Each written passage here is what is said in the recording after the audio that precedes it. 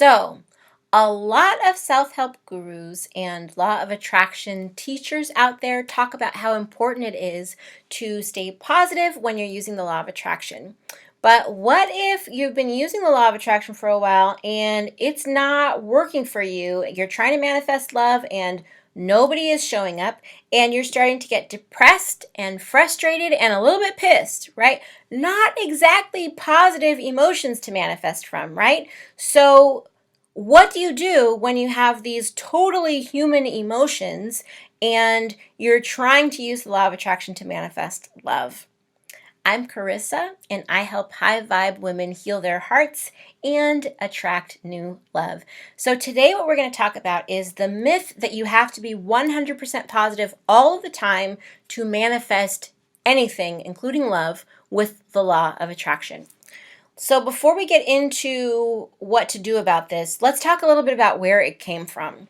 So there's really two main areas that this came from, that this myth about being positive 100% of the time to be able to manifest, where this myth came from. Okay, so one area is from not all law of attraction teachers, but some law of attraction teachers who are marketing in a particular way. So there are some law of attraction teachers who want to sell you a result but are really skimpy on the process because they want to make it sound super easy, because they know that if they give you what the entire process entails, it's going to sound like too much work and you're probably not going to want to buy it. And when they do that, it's like they need to set an expectation that if you don't get the result that you want, it's because of something you did instead of something that was lacking in their offering or their service or their product or whatever the thing was.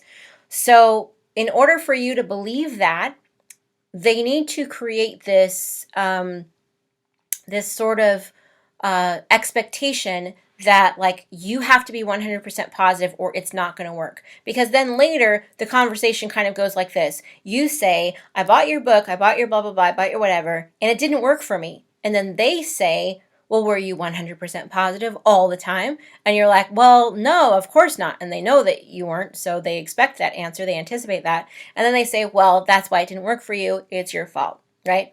And while we are all responsible for the results that we get, sometimes we're not getting good results because of faulty, of a skimpy teaching of the process and not getting the whole picture. And why don't we get the whole picture? Why don't they give us the whole picture? Sometimes it's because they don't know. And sometimes they just think that if you knew everything it entailed, you would be less likely to purchase it because whatever they're offering about the law of attraction is. Because we sort of gravitate toward, as human beings, it's part of our psychology to gravitate toward things that seem fast and easy, rather than to take deep dives into things. Another reason why this myth is sort of prevalent out there is a misunderstanding of the law of attraction. So because we know that we need to create the feelings that we want to manifest in our life in order to manifest more of them. So if we want to be happier, we have to create some happiness in the present, right? We infer from that must mean we need to bury our really valid and very real feelings of frustration or anger or grief or doubt or disappointment.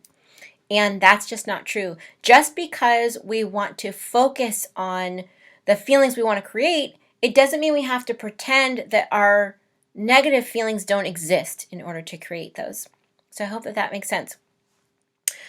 So here's why it's impossible to be 100% positive all the time. Number one, you are a human being, and you're going to be negative sometimes because that's just how it is. We're here in this duality, this experience of duality, for a reason. That's how we learn. So for there to be light, there has to be darkness. For something to be easy, there has to be something that's hard, so that we can know the difference between those things, so that we can know and understand and learn and move forward. So it's really hard to be 100% positive, number one, because you're a human being. Number two, you may have been at this manifesting thing already for a while. And so now you're starting to get frustrated and doubtful and disappointed, and that's natural. That's really natural. And if you're feeling like that, then check out my video, What to Do When You Feel Like Giving Up on Love, for help moving past that. Another reason it's impossible to be 100% positive is that you may not have experienced the feeling of what it is that you want to manifest. So that can be like, you want to create a healthy romantic relationship that's satisfying, and feels safe and secure, but maybe you've never had that before. And so it's really difficult for you to create it if you don't know what it feels like and you're supposed to be manifesting from your feelings, right? So it makes it really hard to use that as manifesting fuel or to envision that outcome if you've never seen that outcome before. And obviously, that's going to make you feel less than positive. That's going to make you feel frustrated. That's going to make you feel doubtful. It might make you feel a little angry. It might make you feel just to feel like giving up and feel discouraged, right? But I want you to know that you don't have to be positive all of the time. What you really need to understand is that you can manifest just by tipping the scales. So if you're 49% negative but 51% positive at any given time, then yay, your order is still going out there and the thing that you want is still coming in and being drawn to you. Your soulmate is still on their way to you. Whatever it is that you're trying to create, that you're trying to manifest, is still on its way to you. And know that the better that you get at manifesting, the more wins that you have under your belt, the higher your baseline for your power to manifest raises and your default starts to become more positive, and then you gain your momentum naturally. And that's a really powerful thing, to just be raising your baseline. So it's not about ignoring reality. It's about noticing when you're in a spiral and then doing the little teeniest bit to be able to pull yourself out. It's one little thing you can do that will help you tip the scales in the right direction and get to that 1% to be able to pull yourself out of it. So here are some ideas about what you can do when you're really feeling frustrated and you're like, I'm not sure how to be 100% positive, and I need to get back into the powerful space where I can feel like I'm in the flow and like I'm attracting love and like things are coming in and things are working out for me. So here are some things that you can do. First is, when you feel that negativity or even just that heaviness, acknowledge that you're a human being with a rich tapestry of emotions and that you are allowed to feel them all. So that's the first thing. The second thing is, remind yourself that a few sucky days aren't going to cancel out your entire manifestation and that you can very quickly and easily turn things around. So a few sucky days are not going to tank all of the work that you've been doing.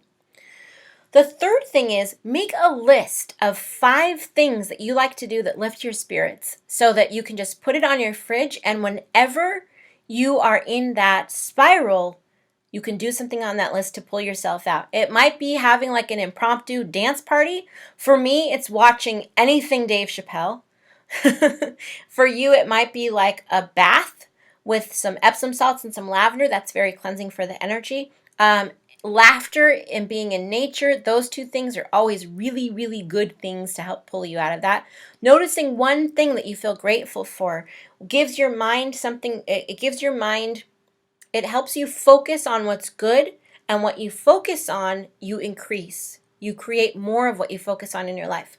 So that helps you. Gratitude is so helpful for that, not because of, this cliche thing of like, we should always be positive, but because where you put your focus is powerful. And gratitude brings your focus to the present, and it brings it to what's good. So gratitude is really great for that. And the last thing is, do your healing and release work. So when feelings come up, deal with them.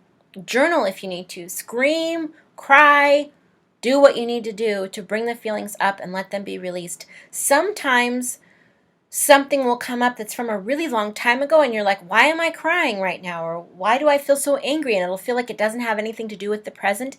And that's because it doesn't. It's an old thing that's been living in your energy that you're just now giving permission to be released. So Let it come up. Let those things come up and leave. You can even do some emotional freedom techniques, some tapping. You can do some tapping work, and that also helps to release things from your energy that you don't need anymore. It's a really great and powerful tool for that.